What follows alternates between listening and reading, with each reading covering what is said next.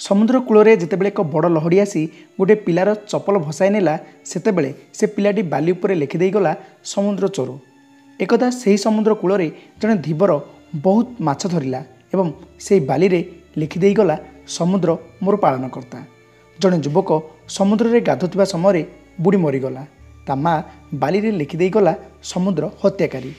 से समुद्र कूल जड़े वृद्ध हाथ में बंकुली बाड़ी धरी नय नय चलुला। से एक शामुका देहरु अमूल्य मोती पाईगला। से बाली रे लिखिदे गला समुद्र बहुत बड़ दानी। अचानक एक बड़ लहड़ी आसिला आउ समस्त लेखा को लिभि चलीगला। अर्थात समुद्र कौन सी कथारे किछि भी फरक पड़िला नहीं। लोक माने ता विषय रे कौन राय देउछंती। सबुबले से निजर लहड़ी सांगरे मस्त व्यस्त एवं चंचल लगी रही थाए। जदि समुद्र परी विशाल हेबार अछि तो जीवन रे केबे भी अजथा कथा टीका टिप्पणी प्रति ध्यान दियंतु नहीं।